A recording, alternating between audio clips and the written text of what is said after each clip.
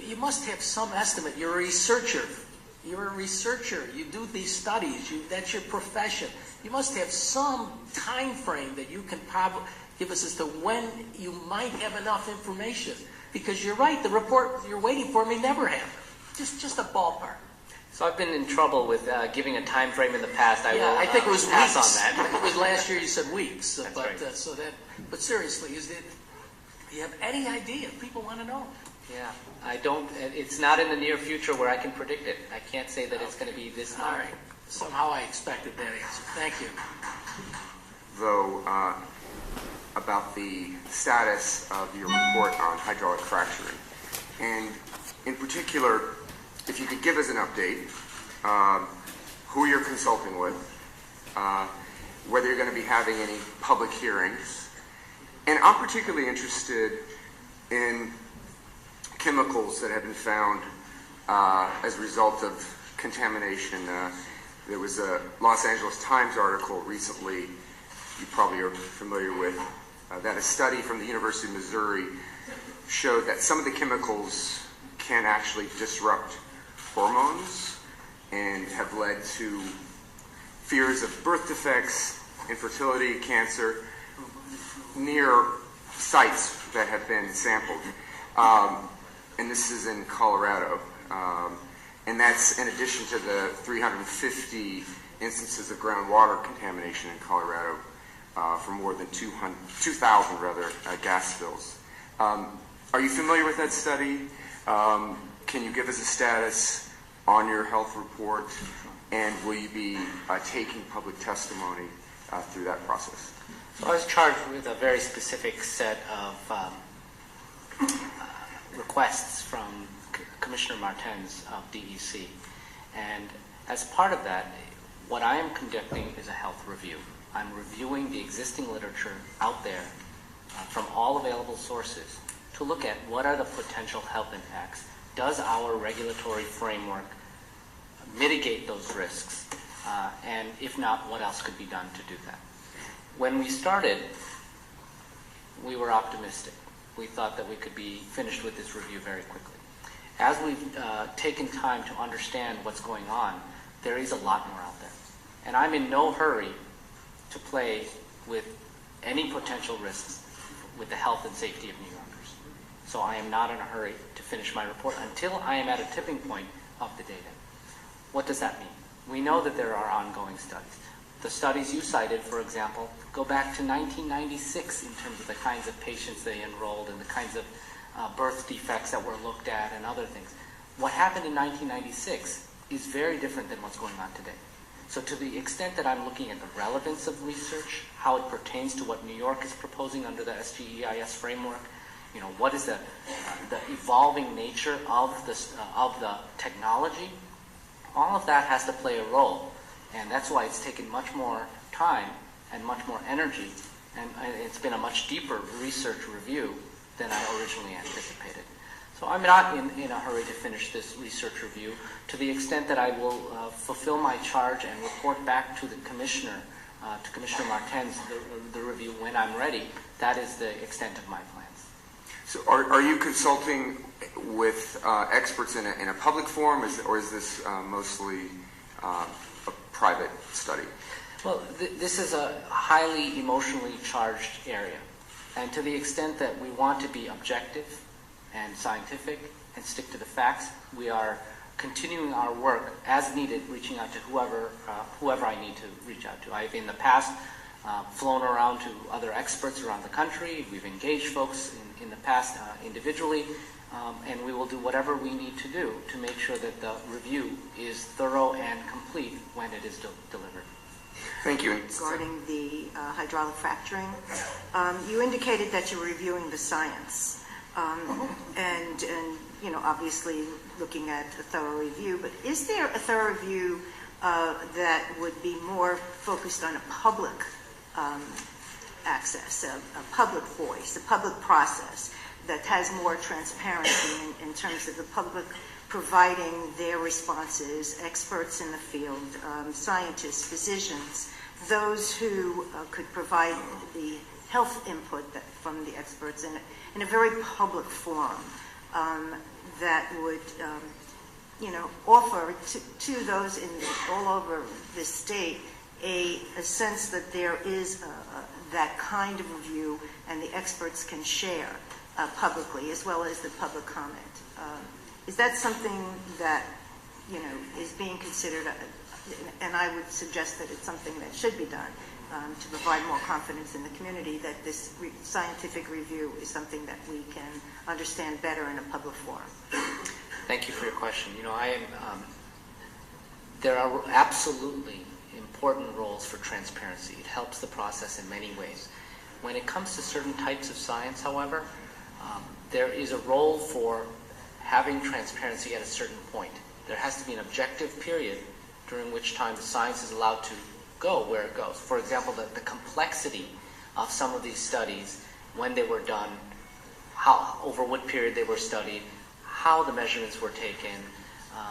It's much more complex than something that a 2-minute public conversation or a testimony can allow. On the other hand, afterwards, absolutely check every single assumption, check every single fact, check how we got from where we started to where we are today, and openly look at it, dissect it. The issue is, when do you do that? And right now, it's changing so quickly. There's so many studies coming out that I'm not prepared yet to share that or start that conversation today in a forum that will just add to confusion and will distract from the work that is going on.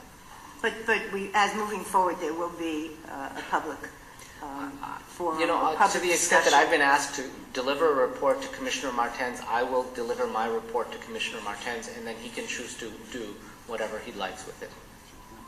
For your previous comments, a lot of people in my district and a lot of people, which is the Upper West Side and parts of Hell's Kitchen in Manhattan, but they are very concerned about their drinking water, but not just that, they're concerned about the impact of fracking on the entire state. So I know you've been asked questions about the health study. I know DEC held hearings to get input and got tens of thousands of comments about the fracking. But for the health study portion, did the health department conduct any kind of open hearing to receive comments about it? No.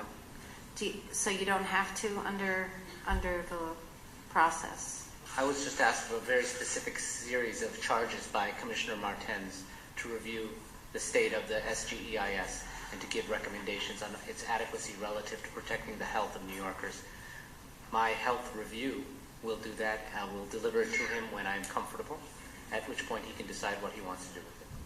Okay. So when was that begun?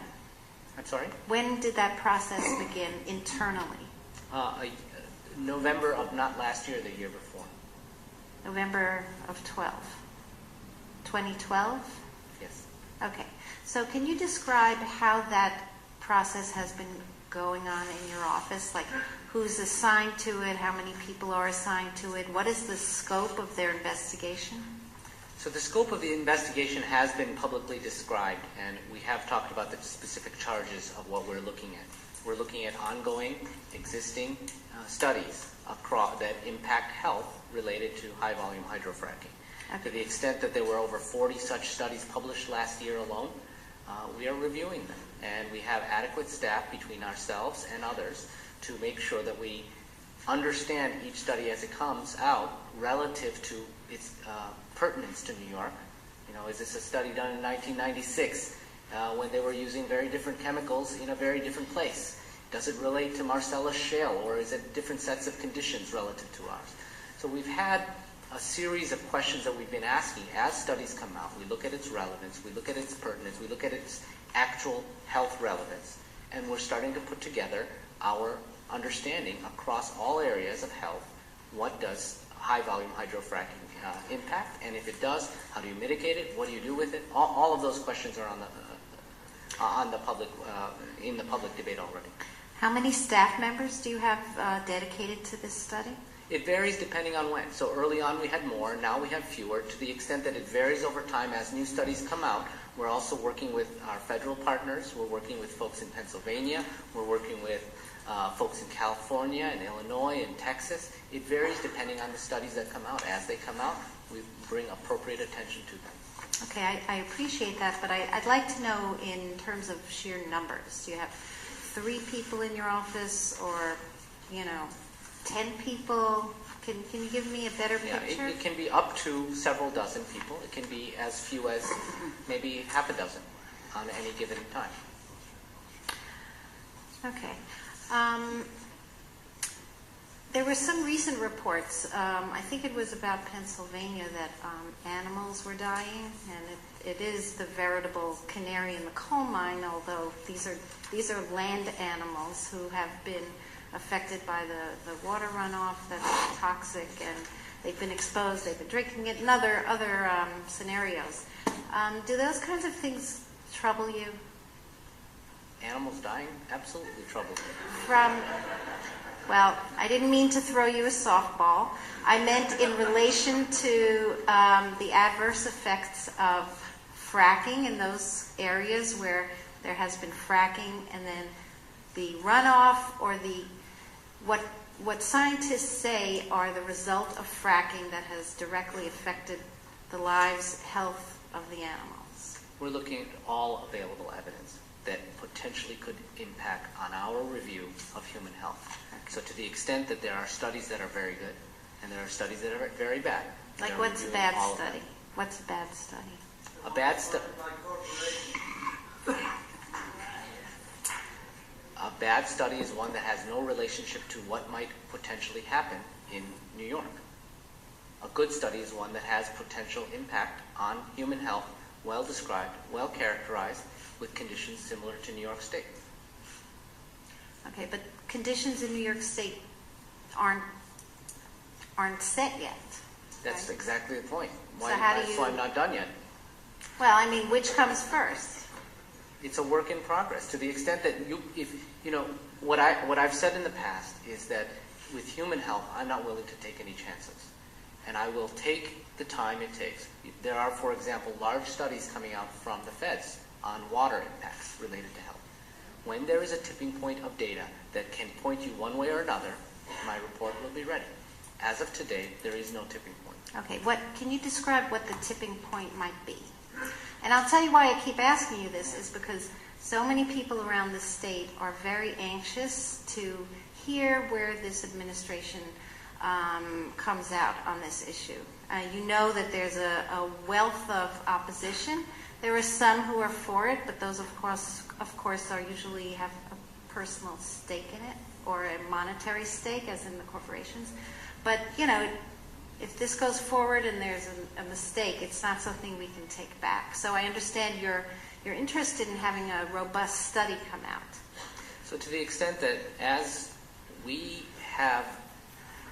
guided by the science, we attempt to do what we do in a space where we're objective, we're clear, and it's reproducible. To the extent that when we're done, anyone can challenge any or all of our assumptions. That will be an opportunity for you and everyone else to say, this works, this doesn't work for me. Right now it's very emotional, and we're staying away from the emotions. We're sticking to the science as much as possible. I don't have a date because I don't know if the one definitive study on health is going to come out tomorrow or it'll never come out. The reality is there is an accumulating body of evidence. It's changing over time. The studies that you referred to go back to 1996 in terms of human health. There are other studies that are more recent.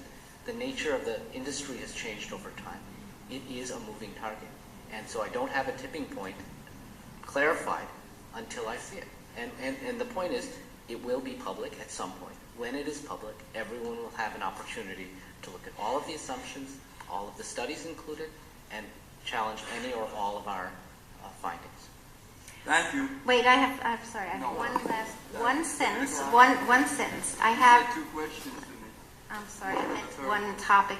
My one final thing is I have a packet here of 150 peer-reviewed studies that just came out in 2013, compiled by physicians, scientists, and engineers for healthy energy. So I'd like to submit them on the record for your perusal and the people in your department to look for. They are recent studies, which I think will be helpful in your study. Thank you. Wrestling. You know, we got people sitting here with signs, their arms are getting tired. You've got oil companies that are wanting answers and so forth. Now, you say, I'm going to take as long as I'm going to take for public safety. God bless you. But at what point does the public get to know what information you have presently, what information you're gathering, what information else that you need to make that decision? Or do we just say, hey, as soon as he's ready, we'll just wait? It's a good question. And It is a good question. Now, give me a good answer. To the extent that we are taking a very aggressive approach to try to get as much information from every potential source, from experts, from my going out in the field, and trust me, people don't hold back with information. Those 130 papers, I've probably got them about 7 times already. On the other hand, to the extent that we are getting this information, we're sifting through it as quickly as possible, you will have a full opportunity to look through all of the data After you've made a decision. after I deliver my report. I am not making a decision. I am delivering a report to Commissioner Martens. And do you have, I know nobody wants to rush you, but do you have every health commissioner has a longevity here, you know? And it may be... What do you know that I don't know? I don't, but I've seen them come and go under good and bad circumstances, and one real bad circumstance. But in any event, do you have, you must have some estimate. You're a researcher. You're a researcher. You do these studies. That's your profession. You must have some time frame that you can probably give us as to when you might have enough information. Because you're right, the report you're waiting for may never happen. Just a ballpark. So I've been in trouble with giving a time frame in the past. I will I think it was pass weeks. on that. I think it was last year you said weeks. That's but right. But seriously, do you have any idea? People want to know. Yeah, I don't. It's not in the near future where I can predict it. I can't say that it's going to be this All long. right. Somehow I expected that answer. Thank you.